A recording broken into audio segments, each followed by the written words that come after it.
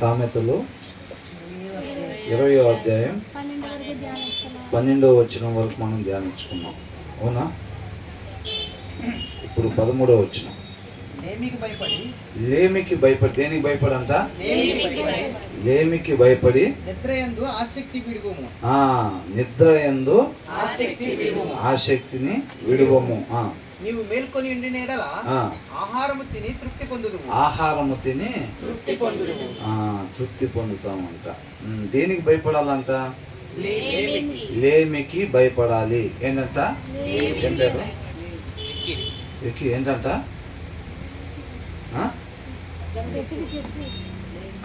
లేమికి.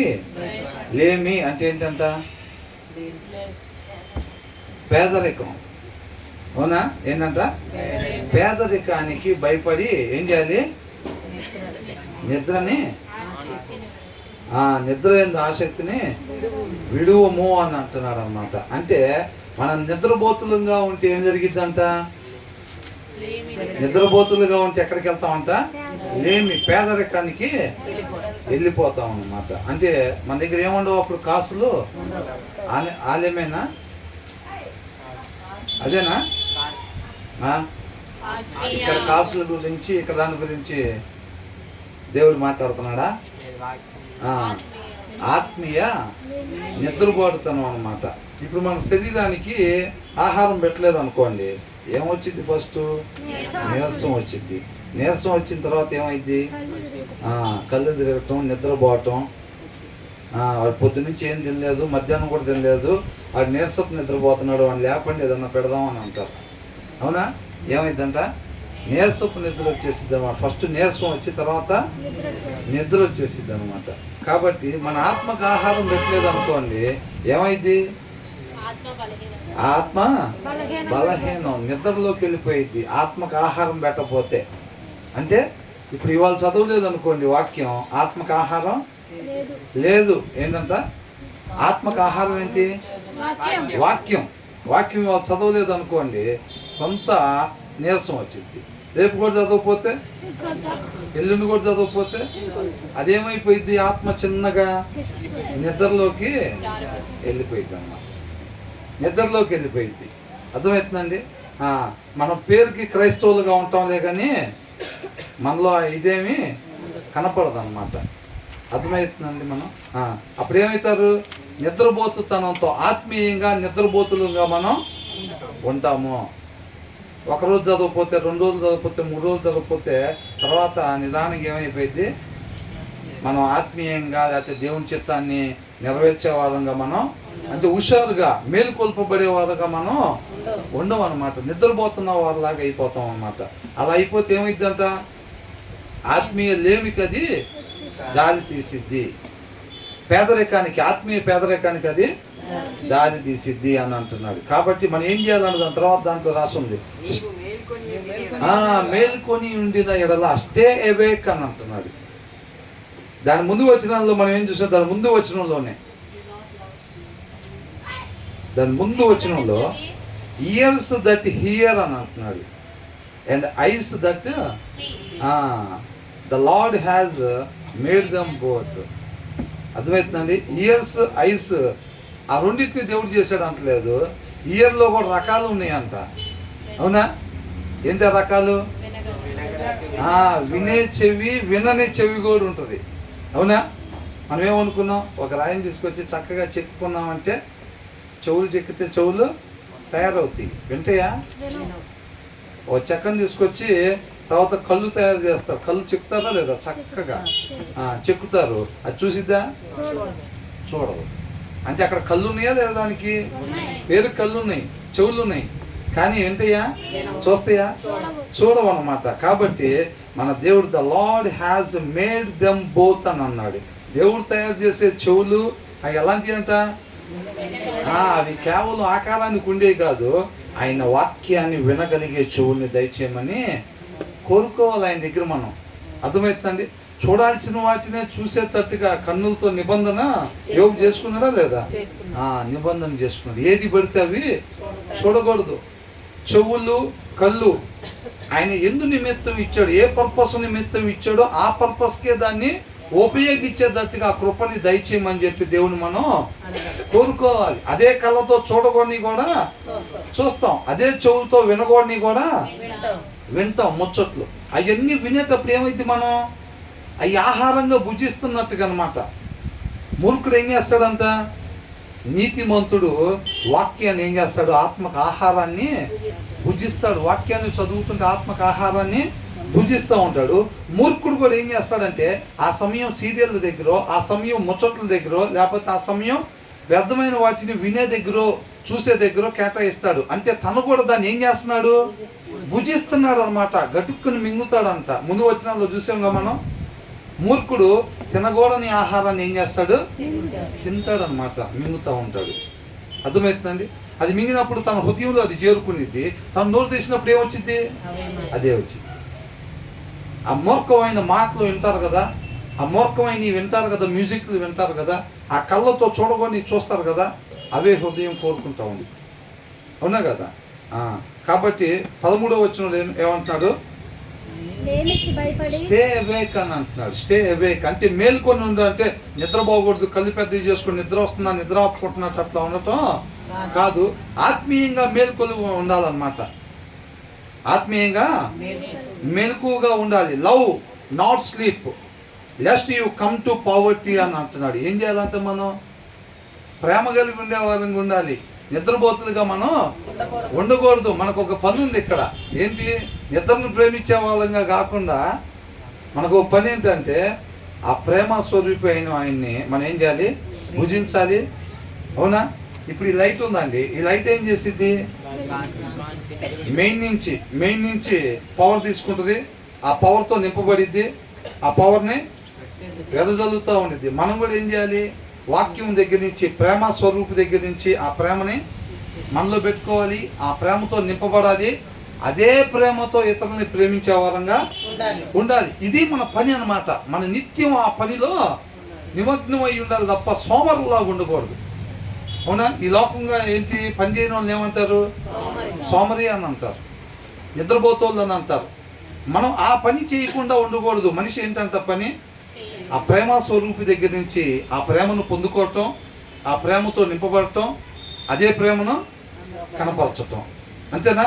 ఇప్పుడు ఆ లైట్ చేస్తున్న పని అది కూడా పవర్ తెచ్చుకోవటం, దాంతో నింపబడటం, ఆ కాంతితో, ఆ కాంతిని మనం కూడా ఆ పని నిత్యం జరుగుతూ ఉండాలన్నమాట. అది మనం మెలకుగా ఉంటుంది. స్టే అవేక్ అంటే అది ఆ క్రియ చురుగ్గా చలాకీగా జరుగుతూ ఉండాలన్నమాట. ఆ పని మన జీవితంలో. అర్థమవుతుందా. ఆయన ఎందు నిమిత్తం మనల్ని నిర్మించాడో, ఏ ఉద్దేశం కొరకు నిర్మించాడో, ఎక్కడెక్కడ ఎవరితో ఏం మాట్లాడాలో, ఆయన రాజ్య స్థాపన కొరకు. అందరూ కూడా మనం తప్పిపోయి ఉన్నాం కదా. మనం అందరం కూడా తండ్రితో పాటు ఉండాలి, దేవుని రాజ్య స్థాపన జరగాలి, తండ్రితో పాటు యుగయుగాలు అందరూ ఉండాలి. కాబట్టి దాని కొరకు అందరూ కూడా ఒక ప్రత్యేకమైన ఉద్దేశాల కొరకు దేవుడు నిర్మించుకున్నాడు. ఆ పనులు మనం చేసే వారంగా తెలుసు. కాబట్టి నా ద్వారా దేవుడు ఏం జరిగిద్దాం అనుకుంటున్నాడో నాకు తెలియదు. కాబట్టి ఆయనకే డ్రైవింగ్ సీటు అప్పగిచ్చామంటే నన్ను ఎందు నిమిత్తం నిర్మించాడు, ఎక్కడెక్కడికి వెళ్ళాలి, ఏం మాట్లాడాలి, ఎవరి దగ్గర ఎలాగ ప్రవర్తించాలో నన్నట్టు నడుపుతాడు. ఆయనకి మీ హృదయం డ్రైవింగ్ సీట్ అప్పగిచ్చారు అనుకోండి, మీరు ఎక్కడెక్కడికి వెళ్ళాలి, ఎవరి దగ్గర ఎలా ప్రవర్తించాలి, ఎవరెవరి దగ్గర ఆయన్ని క్రియలతో ఆయన్ని కనపరచాలో మీరు అక్కడెక్కడికి మిమ్మల్ని నడిపిస్తాడు. అవునా. ఇప్పుడు రిక్కీని కూడా ఎక్కడెక్కడికి నడిపించాలో అట్లా డ్రైవింగ్ సీట్ ఇచ్చిన ప్రతి ఒక్కరికి. అవునా కదా. ఇవన్నీ చేయటం ద్వారా ఏమైంది, మనమందరం కూడా తండ్రితో పాటు సమాధానం పరుస్తాడు యేసుక్రీస్తు వారు. యుగయుగాలు ఆయనతో పాటు ఉంటామన్నమాట. అవునా. కాబట్టి ఈ పని చురుకుగా చలాకీగా జరుగుతూ ఉండాలన్నమాట. అదంతా ఎప్పుడు జరిగిద్ది, ఇది మొత్తం స్టార్టింగ్ ఎక్కడి నుంచి వస్తుందో చూసారా. ఆ ప్రేమ స్వరూపి దగ్గర నుంచి ఆ ప్రేమను మనం పొందుకోకపోతే మనలో ఆ ప్రేమ నింపబడదు. ఆ ప్రేమ మనం కనపరిచే వారంగా ఉండము. మన పొరుగు వారిని ఎట్లా ప్రేమించాలంట, a person desire is unfaithful love. అవునా. Unfailing love. ఇప్పుడు దేవుడు ప్రేమను కోరుకుంటున్నారు, మన నుంచి ఏం ప్రేమనంట. మరి ఆ దేవుడి ప్రేమ మనం కనపరచాలంటే ఫస్ట్ ఆ ప్రేమతో మనం నింపబడాలి. ఆ ప్రేమతో మనం నింపబడాలంటే ఆ ప్రేమ ఉన్న దేవుని దగ్గర నుంచి దాన్ని మనం పొందుకోవాలన్నమాట. అది పొందుకోవటం, మనం నింపబడటం, ఆ ప్రేమనే కనపరచటం. మనిషి జీవితంలో అది ఒక సైక్లింగ్ ప్రాసెస్ లాగా జరుగుతూ ఉండాలన్నమాట. అలా జరుగుతున్నట్టయితే మనం ఎప్పుడైతే అక్కడి నుంచి తెచ్చుకోవటం, దాంతో నింపబడతాం, దాన్ని మనం ఆ క్రియలు కనపరిచినప్పుడు ఎలా ఉంటుందంటే తృప్తిపరచబడతాం. మనం ముందు వచ్చిన వాళ్ళు కూడా చూసాం, అస్సలు భలేగా నడిపించాడు దేవుడు. అసలు నేను వెళ్ళేసరికి వాళ్ళు గొడవ పడుతున్నారు, అసలు వాళ్ళు సమాధానం లేకుండా ఉన్నారు. ఆయన ఏదో జీవితం మీద విరక్తి పుట్టి అట్లా ఉన్నాడు. తర్వాత దేవుడు అక్కడ నడిపించి నేను మాట్లాడిన తర్వాత ఆయన చాలా ఫ్రీ అయినట్టుగా అనిపించింది, చాలా నెమ్మదిపడ్డాడు, క్రీస్తు కలిగిన సమాధానం కలిగి ఉన్నాడు. అసలు దేవుడు భలే నడిపించాడు. నేను కూడా అనుకోలేదు, నేను క్యాజువల్గా డ్యూటీ నుంచి వస్తా అట్లా వెళ్ళి కొంచెంసేపు టైం స్పెండ్ చేసి వద్దాం అనుకున్నాను, కానీ దేవుడే నడిపించాడు అక్కడికి. అసలు చాలా సంతోషం. వీళ్ళకి ఎలా ఉంటుందంటే ఎంతో ఆనందంగా ఉండిద్ది. ఒక మంచి ఫుడ్ తింటే శరీరానికి ఎలా ఉంటుందో, అమ్మయ్య భలే ఉంది అసలు ఇప్పుడు అని అనుకుంటాం కదా, అట్లా ఉండిద్ది అనమాట. నీతిమంతుడికి ఎలా ఉంటుంది, అసలు అలాంటి కార్యం జరిగించినప్పుడు, అలాంటి మాటలు దేవుడు మాట్లాడిచ్చినప్పుడు అసలు ఎంత తృప్తిపరచబడతాము, అవునా కదా. మనం ఎప్పుడైతే అలాగ స్టే అవేక్, అలా మేలుకొల్పబడి ఉంటామో మనకంట ఆ తృప్తి వచ్చింది అని అంటాడు. ఏమనుంది తెలుగులో తర్వాత, ఎడలా ఆహారము తిని తృప్తి పొందుదువు. మనం మెలకుగా మేల్కొని ఉంటే గనక, అట్లాగా ఉంటే గనక ఏ ఆహారం, ఆత్మీయ ఆహారం తిని చక్కగా తృప్తిపరచబడతాం అనమాట. తర్వాత ఏమంటున్నాడు, కొనువాడు జబ్బుది అనును అవతలికి వెళ్ళి దానిని మెచ్చుకోను. మీరు ఎవరైనా చేస్తారు అట్లాగా, లేదా చేస్తారా అని కానీ చేయని వాళ్ళు ఎవరు ఉంటే చేయొద్దంటే మంచిది. ఇదేంటి ఇట్లా ఉంది అసలు, ఇది నిన్న కనుక్కున్నాం మనం. ఇంటికి వెళ్ళిందాక కూడా ఉండేదట్లేదుగా, ఎంత ఇది అని అంటాడు. ఉండదంతే నీకు ఎందుకు వెళ్ళండి ఆయన అంటే, అవునా, ఇంటికి వెళ్ళిందాక కూడా ఉండదు కదండి, మీకు ఎందుకు ఎంత అయితే ఏమైంది అని అంటే, పర్లేదు చెప్పు అంటాం. అంటే ఏంటి, అది నచ్చింది లోపల ఆల్రెడీ చూసినప్పుడే. పిల్లోడు ఏం చేస్తాడంట, మనం ముందు వచ్చిన వాళ్ళు చూసాం కదా, తన పనుల ద్వారా తనని తెలియపరుచుకుంటాడు పిల్లోడు. డాడీ ఇది అద్దరిపోయింది, ఇది కొనిపించంటాడు రాడు ముందే అంటాడా.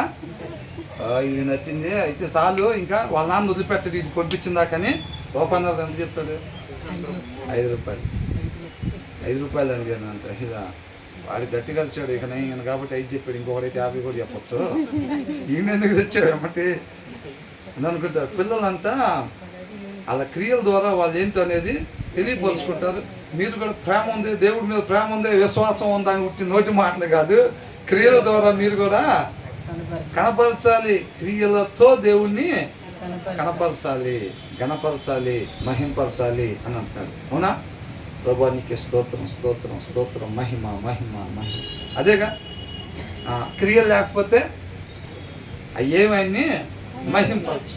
యేసయ్య కూడా అంతే అన్నాడా, చేయటానికి నువ్వు నాకు ఇచ్చిన పని మొత్తం నేను సంపూర్ణంగా నేను నెరవేర్చి నిన్ను మహింపరచాను అన్నాడు. ఆయన మనకు మాదిరి కదా, మనం కూడా ఏం చేయాలి, ఆయన మనకి ఏదైతే పని ఇచ్చాడో ఆ డ్రైవింగ్ సీట్ ఆయనకి ఇచ్చి దాని ప్రకారంగా నడుస్తా మహిమను ఆయనకి అప్పగించాలి. ఆటోమేటిక్గా వెళ్ళిపోతూ ఉంటుంది మనం, అవునా కదా. మన వారం అంతా మన ఇష్టం వచ్చినట్టుగా జీవించేసి వచ్చి ఇక్కడ స్తోత్రం స్తోత్రం మహిమ మహిమ అంటే ఏం పోదు, అది ఏమీ వెళ్ళదు, అవునా. కాబట్టి ఏమంటాడంట కొనేవాడు, జబ్బుది అన్నీ అసలు వాడిపోయినవి ఉన్నాయంటే, ఇదంతా డజన్ అదంతా అంత వాడిపోయినవి కొనుక్కోడానికి వచ్చాడా. లోపల ఏముంది, బండి వేసుకుని వెళ్తూ ఉంటాం ఫ్రూట్స్ కొందామని, అవునా. అక్కడ అన్ని ఫ్రూట్స్ బండిలో పెట్టుంటాయి. ఆ బండి దగ్గర ఇట్లా తిప్పుదా లేదా, ఆ బండి దగ్గర ఆపేమంటే అర్థం ఏంటి, ఇక్కడ బాగున్నాయి అని. ఈ బండి దగ్గర బాగున్నాయి ఆపంటాం, అవునా. ఆయన దగ్గరికి వెళ్ళామంటాం, ఈ బల్లె ఉన్నాయి ఎంత ఇయ్య అని అంటావా, ఈ బాగున్నాయి అండి బనానాస్ బల్లె ఉన్నాయి మీ దగ్గర అందరికన్నా ఎంత ఈ డజన్ అంటే. మరి వాక్యం అలా చెప్తుంది. ఈ వచ్చిన నాకు చదివే తప్ప ఇదే నిత్య జీవంలో నేను చూస్తాం అనుకుంటా. నిత్య జీవంలో మొత్తం అంతే ఉంటుంది. అక్కడ కలంకమైంది కానీ డాగైంది కానీ ఏమి లోపల ఒకటి బయట ఒకటి ఉండరు అక్కడ, అవునా. మనం బయట ఎవరినో బొమ్మ సూపర్ గీస్తే అమ్మో ఇంకా గీసేమంటే భూమి మీద ఆగదు. కాబట్టి ఎలా ఉందంటే ఏం బొమ్మ ఇది, వర్క్ షోయింగ్ ఆల్రెడీ స్పష్టంగా కాదు, ఏం బొమ్మ ఇది బాగుంది బాగా వేస్తాం ఫస్ట్ ఏం బొమ్మ నింది. హ్యాపీనెస్ లేకుండా చేస్తాం వాళ్ళు కొద్దిగా, అవునా కదా. కొద్దిగా బ్రహ్మాండం చేసిన బొమ్మ మాత్రం అనుకుంటారు, లోపల బయటికి మాత్రం చెప్పరు. జబ్బుది అంటారంట. పక్కకి వెళ్ళి ఏమనుకుంటారంట, వాళ్ళు దాన్ని మెచ్చుకొనును.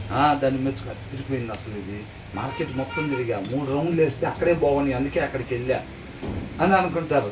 అవునా? మరి యథార్థత ఎక్కడుంది, నిజాయితీ ఎక్కడుంది అసలు? మనం కూడా క్రిస్టియన్స్ కూడా ఏంటంట, నిజమైన దేవుడి బిడ్డలు అంటాం, మార్కెట్కి వెళ్తే అంతేనా కదా?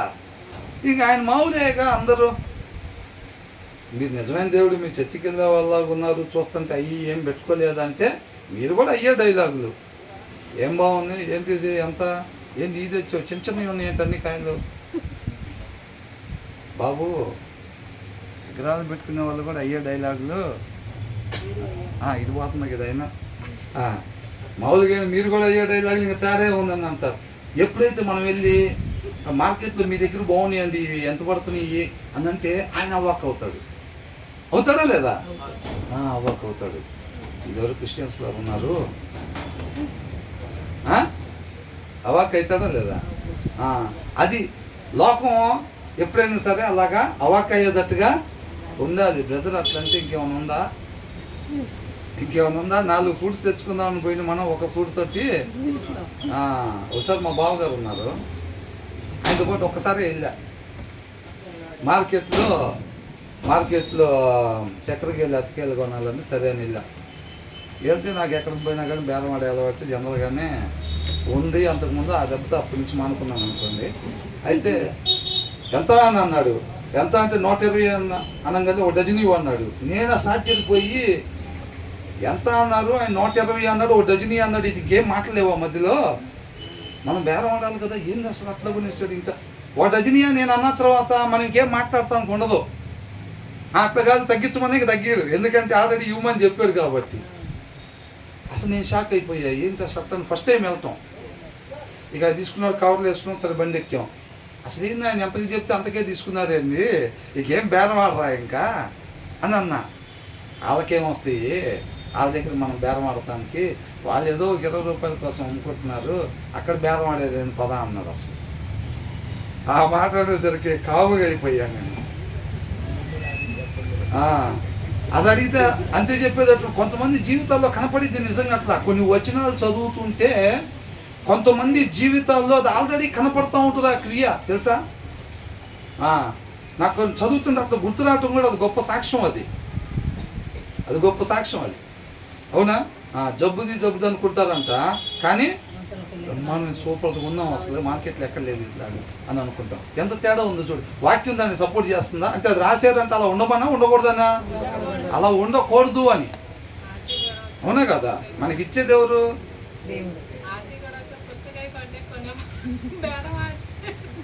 బేరం ఆడితే ఒకసారి ఇప్పుడు నువ్వు కొన్నావా అసలు నువ్వు ఇదా అని అన్నారంట. వాళ్ళ దగ్గర కూడా ఉంటాయిగా. కాబట్టి మనం అలా ఉండకూడదు. ఏదైనా సరే మనం అవునంటే అవునన్నట్టుగానే, కాదంటే కాదన్నట్టుగానే ఉండాలి తప్ప లోపల ఒకటి బయట ఒకటిగా ఉండకూడదు అన్నమాట. అర్థమవుతుందండి? ఇంక అట్టుంటే లోకంలో కష్టమేగా అని అంటే, మరి కష్టమే. ఆయన కూడా కష్టాలు వచ్చినాయా లేదా? అది. కాబట్టి మనం కూడా ఏంటి, వాక్యానుసారంగా ఉండాలి. ఏదైనా సరే మంచిగా యథార్థంగా ఉండాలన్నమాట. ఇక్కడ యథార్థంగా ఉన్నారా వీళ్ళు? యథార్థంగా లేరు. కానీ మనం యథార్థంగా ఎంతో మంది, ఆయన ఇప్పుడు ఫర్ ఎగ్జాంపుల్ 150 మందికి అమ్మాడు అనుకోండి, 150 మంది దగ్గర ఇదే డైలాగ్ చూస్తాడు ఆయన.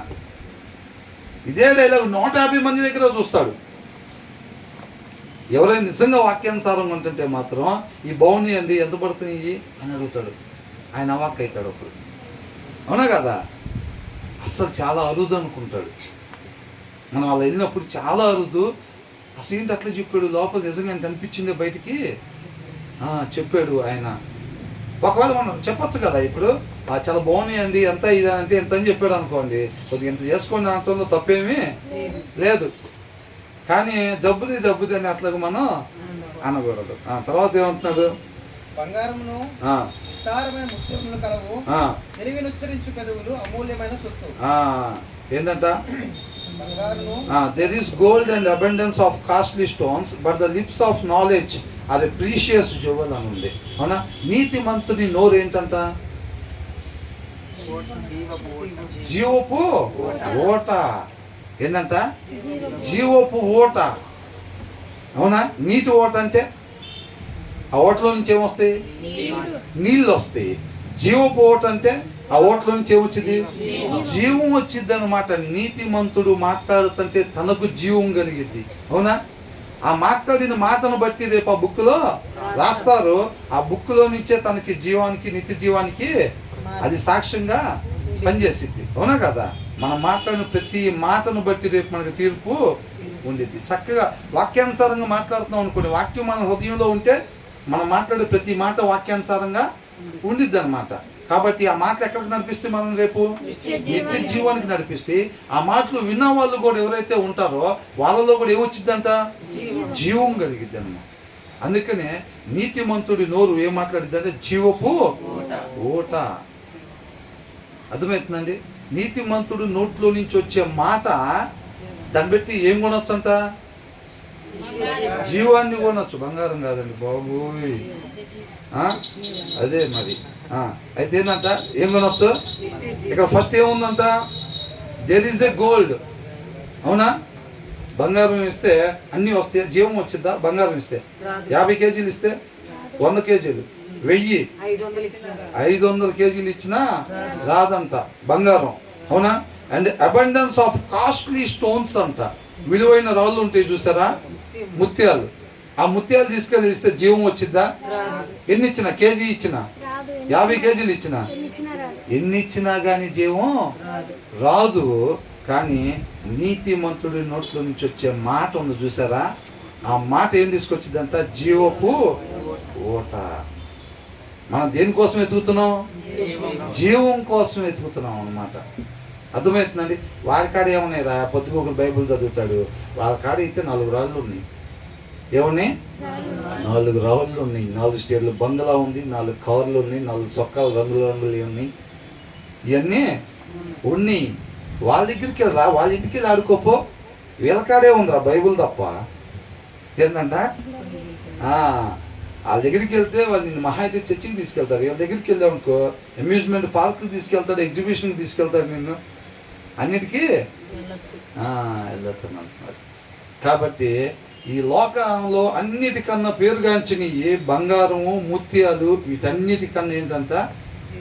నీతిమంతుడి నోట్లో నుంచి వచ్చే మాట. నీతిమంతుడి నోట్లో నుంచి వచ్చే మాట ఎక్కడి నుంచి వచ్చింది? నీతిమంతుడు వాక్యాన్ని అనుసరించేవాడు కదా, ఆయన లోపల ఏముంటుందంట? వాక్యం ఉంటుంది. కాబట్టి వాళ్ళు నోరు తెరిచి మాట్లాడినప్పుడు వాళ్ళ లోపల వాక్యమై ఉన్న జీవం, వాక్యమై ఉన్న జీవం. అవునా?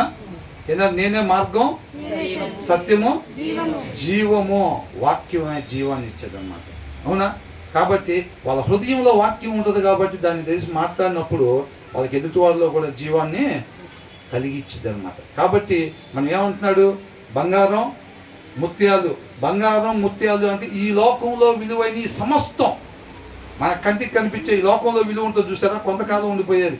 డబ్బు కావచ్చు, పేరు కావచ్చు, హోదా కావచ్చు, బంగారం కావచ్చు, వస్త్రాలు కావచ్చు, ఏదైనా సరే వీటికి సాదృశ్యం అన్నమాట ఈ బంగారం, ముత్యాలు. వీటన్నిటికన్నా విలువైనది ఏంటంట? జీవము, వాక్యము. అర్థమవుతుందండి?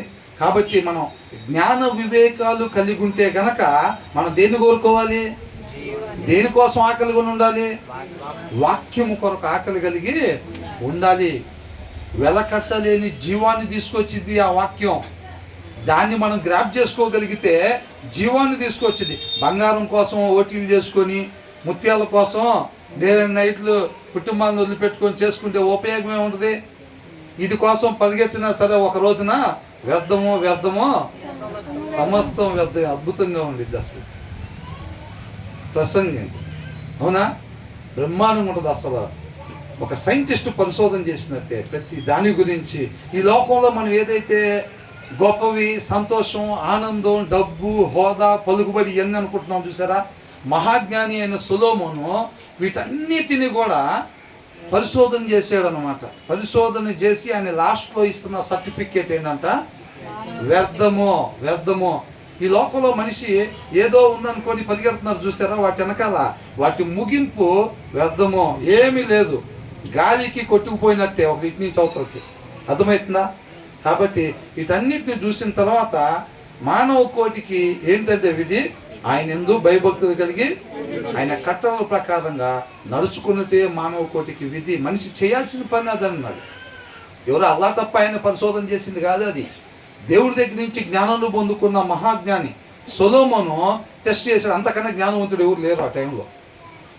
ఆయన వీటన్నిటి మీద అసలు ఎప్పుడు నవ్వుతూ ఉండాలిరా, మా అబ్బాయి ఎప్పుడు నవ్వుతూ ఉండాలి, మా పిల్లలు ఎప్పుడు నవ్వుతూ ఉండాలి, నేను మా భార్య మా అమ్మ నాన్న మా అత్తమామ గారు నవ్వుతూ ఉండాలి మేము ఎప్పుడు అని అనుకుంటారు. అర్థమవుతుందా? నవ్వు కోరుకుంటూ ఉంటారు. అసలు నవ్వుతో దాని సంగతి ఏంటో చూడాలి, దాని డెప్త్ ఏంటో చూడాలి, దాని ముగింపు ఏంటో చూడాలని చెప్పి సొలొమోనుకి నవ్వేది కొద్దివే ఉందా? దాని ఎండ్స్ దాని చివర్లు ఏంటో చూడాలి అని అనుకున్నాడు. ప్రతి దాంట్లో మత్తు పదార్థమా, మత్తు కోరుకుంటున్నారా, సీసాలు దాగి భలే ఉంటుంది అసలు. అది జనాలు వాళ్ళు చెప్తారు కదా, అసలు ఏంటి దాని లాస్ట్ ఎండింగ్ ఏంటో దాన్ని చూడాలని చెప్పి అవి మొత్తం కూడా సొలొమోను వాటి మీద పరిశోధన చేసి ఇస్తున్న సర్టిఫికెట్ అన్న. కాబట్టి అంటే మనం కూడా ఇవన్నీ పరిశోధన చేయాలేమో, అంటే మనం ఇవన్నీ పరిశోధన చేయమని కాదండి దాని సారాంశం, అవన్నీ వెళ్దాం. కాబట్టి మీరు అటన్నిటిని ఊరు మొత్తం తిరిగేసి వచ్చి 60 ఏళ్ళకి 70 ఏళ్ళకి అప్పుడు చేరుకోబాకండి. చిన్నగా మహాజ్ఞాని సైతం అటన్నిటి మీద పరిశోధన చేసే సర్టిఫికేట్ ఇచ్చాడు. కాబట్టి మీరు టైం వేస్ట్ చేసుకోకుండా స్టార్టింగ్ నుంచే మీరు ఆయన ఎందుకు భయభక్తులు కలిగి ఉండి ఆయన ఆజ్ఞల కట్టలు గైకొన్న దానికోసం మీ జీవితం ప్రారంభించినట్లయితే కనుక ఆ తల్లిదండ్రులు ఆ పిల్లలకి అది చెప్తే కనుక ఆయన ఎంత వ్యర్థం, ఇదిగో క్లియర్గా దీంట్లో ఉంది. కాబట్టి నీ పరుగు పందెం స్టార్టింగ్ నుంచే బై చైల్డ్హుడ్ నుంచే నువ్వు ఆయన ఎందుకు భయభక్తులు కలిగి ఉండి ఆయన కట్టడ ఆజ్ఞలు గైకొన్నట్టయితే కనుక నీ ఎండింగ్ చాలా అద్భుతంగా ఉండిద్ది. ఎంతో గొప్పగా దేవుణ్ణి మహింపరిచేవాడిగా ఉంటావు అని చెప్పి పిల్లలకి ఆ తల్లిదండ్రులు నేర్చుకుని ఆ ప్రకారంగా ఉంటా పిల్లలకు కూడా దాన్ని తెలియపరచాలి. వాళ్ళు ఎప్పుడన్నా అనుకోకుండా సంతోషంగా ఉండాలి, నా లైఫ్లో ఎప్పుడు ఆనందంగా ఉండాలి, లేకపోతే ఇట్లా ఉండాలి, పేరు ఉండాలి, డబ్బు ఉండాలి, హోదా అని అనుకుంటే రే లాంగ్ రూట్లో వెళ్తున్నావు, దాంట్లో ఉంది కదా దాని ముగింపు ఏంటో ఉంది కదా, నువ్వు సెలెక్ట్ చేసుకున్న దారి ముగింపు ఏంటో దాంట్లో రాశారు కదా, వ్యర్థం అని ఉంది కదా, ఎందుకు అడిపోతున్నావు అని పిల్లల్ని మళ్ళీ సరి చేసే ట్రాక్లోకి ఎక్కించాలి. ఇది ఈ లైను మనం వెళ్ళాల్సిన లైను, మనమే కాదు అందరూ కూడా వెళ్ళాల్సిన లైన్ ఇది అని చెప్పి లేఖనాల్లో నుంచి పిల్లలకి చక్కగా చూపించి మాట్లాడగలిగేటట్టుగా క్రైస్తవ తల్లిదండ్రులు ఉండాలన్నమాట. నామకార్థంగా ఊరికి ఆచారాలు అనుసరించే వాళ్ళంగా కాకుండా వాక్య సారాంశం ప్రకారంగా వాళ్ళ జీవితాలు కొనసాగిస్తా ఆ సారాంశాన్ని ఆస్తిగా తర్వాత పిల్లలకి అందించే నిజమైన విశ్వాసులుగా క్రైస్తవులుగా మనం ఉండాలన్నమాట. తర్వాత ఏమంటున్నారు, అన్యుని కొరకు ఊటబడిన వాని వస్త్రమును విలువైంది ఏంటంట ఇక్కడ ఈ లోకం మొత్తంలో కల్లా విలువైంది ఏంటంట జీవం, దేవుని వాక్యం అన్నమాట. ఆ వాక్యం ఎప్పుడైతే పొందుకుంటామో ఆ వాక్యం ఏమిచ్చింది, మనకి జీవాన్ని ఇచ్చిద్ది. కాబట్టి మనం దేని వెనక పరిగెట్టాలి అంటే మనకి ఏం కావాలి, వెండి కావాలా, బంగారం కావాలా, ముత్యాలు కావాలా, వాక్య సారాంశం కావాలా, అందరూ చెప్పాలి ఏం కావాలి, వాక్య ఏం కావాలి. ఇటు అసలు తలకాయలు పైకి వెళ్ళాకొట్లా సిగ్గా కాదు, అసలు ఏం కావాలి, అన్నిటికన్నా విలువైంది ఏంటంట వాక్య సారాంశము విలువైంది. దాన్ని గ్రాప్ చేసుకోవాలి, వాక్య సారాంశాన్ని గ్రాప్ చేసుకోవాలి. దాన్ని విడిచిపెట్టకూడదు. ఎట్టి పరిస్థితిలో డబ్బు సంపాదించాలి కాదు, ఎట్టి పరిస్థితిలో పేరు సంపాదించాలి, ఎట్టి పరిస్థితిలో లగ్జరీ లైఫ్ సంపాదించాలి, ఏదో ఒక దినాన మంచి కారులో వెళ్ళాలి, ఏదో ఒక దినాన మంచి హౌస్లో, అది కాదు. ఏముండాలి, వాక్య సారాంశం. దాన్ని వదిలిపెట్టకూడదు, అది విలువైంది. మనం పోగొట్టుకునే స్థానానికి తీసుకెళ్ళేది అది. నేనే మార్గం అని అంటున్నాడు. వాక్య సారాంశాన్ని ఏదైతే తీసి దాన్ని భుజించుకుంటా వెళ్తా ఉంటే ఎక్కడికి చేర్చిద్ది, తండ్రి దగ్గరికి చేర్చిద్దాము. తప్పిపోయిన కుమారుడు తండ్రిని చూసినప్పుడు వాళ్ళిద్దరు ఎలాగైతే ఏకం అవుతారో ఆ రీతిగా తండ్రితో మనం అందరం ఏకమయ్యే గడియలు అతి దగ్గరలో ఉన్నాయి. మన రక్షకుడు, సమాధానకర్త, సమాధానపరిచేది ఎవరు, తండ్రిని మనల్ని యేసుక్రీస్తు వారు మనం తీసుకొని వెళ్ళి ఆయన పోలికలు ఆయన స్వరూపంలో చేసి ఓనేసిము గురించి అవునా ఫిలెమోనుకు ఏమనుంది, పౌలు గారు ఏమన్నారు, ఒకప్పుడు వ్యర్థుడే పనికిరాని వాడే ఓనేసిము ఇవాళ నా ప్రాణం వంటి వాడు నీ దగ్గరికి పంపిస్తున్నా, నేను కోరుకునే దానికన్నా ఇంకా బాగా చూసుకుంటావు నాకు తెలుసాను అన్నాడు. అవునా, ఎలా మారిపోయాడు ఓనేసిము, ఎలా ఉండాల్సిన వాడు ఎలా మారిపోయాడంట. అలాగ అవిధేయత చూపించే మనల్ని ఆయన పోలికలు ఆయన స్వరూపంలోకి తయారు చేసి చక్కగా తండ్రి ముందు నిలబెడతారంట. అవునా కదా? కాబట్టి మనం దాని కొరకు నిరీక్షణ కలిగి ఉండాలి తప్ప ఈ లోకంలో ఈ కొంతకాలం ఉండిపోయే మాయాలు, ఆ మాయకి మనం పడిపోయే వాళ్ళంగా ఉండకూడదు. హృదయంలో వాక్యం లేకపోతే మనలో బలం ఉండదు. ఆ బలం లేకపోతే ఆటోమేటిక్గా మనం పడిపోయే వాళ్ళంగా ఉంటాం. కాబట్టి వాక్యాన్ని తీసి పక్కన పెట్టి అవ్వలాగా మనం ఫైట్ చేయటాన్ని చూడకూడదు. అవ్వ ఏం చేసింది? దేవుడు మాట తీసి పక్కన పెట్టింది, పడిపోయింది అంతే. ఆ ప్లేస్లో ఎవరున్నా అంతే. అవ్వ కాబట్టి తినింది, నేనైతే తినేవాడిని కాదు, అసలు నేనైతే తినేదాన్ని కాదు అనంటే మనం వాక్యం చదవకుండా ఆ ప్లేస్లో మనం నిలబడినా మనం కూడా పడిపోతాం అంతే. అంటే శక్తి ఎక్కడ ఉంది? అవ్వలో కాదు శక్తి, మనలో కాదు శక్తి. శక్తి ఎక్కడ? వాక్యం. ఆ కర్ర తీసుకెళ్ళి నీళ్ళలో పెట్టి రక్తంగా మారిద్దని దేవుడు చెప్పాడు మోషేకి. అవునా? ఆయన చెప్పినప్పుడు ఈయన పోయి ఆ కర్ర పెడితే ఏమైంది? నీళ్లు రక్తంగా. అంటే కర్రలో ఉందా శక్తి? మోషేలో ఉందా శక్తి? ఎక్కడుంది? ఆయన వైపు చూసేవారంగా మనం ఉండాలి. దావీదు గురించి స్టడీ చేస్తుంటే మనం దావీదు దగ్గర దావీదు ఒక సైనింగ్ బోర్డు అంతే. అవునా? అబ్రహాం గురించి స్టడీ చేస్తుంటే అబ్రహాం ఒక సైనింగ్ బోర్డు. అపోస్తుల గురించి స్టడీ చేస్తుంటే అపోస్తులు ఒక సైనింగ్ బోర్డు లాగా. అందుకని వాళ్ళు ఏమన్నారు? మాకెళ్ళి ఎందుకు అట్లా ఆశ్చర్యంగా చూస్తున్నారు, మేమేదో చేసినట్టుగా. మేంగా చేసింది ఆయన, మహాశక్తిమంతుడు, ఆయన చేశాడు. అవునా? కాబట్టి ఆయనకెళ్ళి చూడండి, మేమేమి ఇక్కడ చేయలేదు అని అంటున్నాడు. కాబట్టి మనం వాక్యంలో ఎవరి గురించి ధ్యానించుకున్నా సరే వాళ్ళందరూ కూడా ఒక సైనింగ్ బోర్డు లాగా వాళ్ళందరూ ఎటువైపు చూపిస్తున్నారు? అది మోషే ఏం తీసుకురాలేదు వాళ్ళని. ఏమన్నాడు? నేను మిమ్మల్ని ఐగుప్తులో నుంచి తీసుకొచ్చి బాలుడిగా ఉన్న మిమ్మల్ని నేను తీసుకొచ్చానని దేవుడు అంటున్నాడు. దేవుడు అబద్ధం ఆడతాడా? అబద్ధం ఆడు. దావీదు ఏమన్నాడు?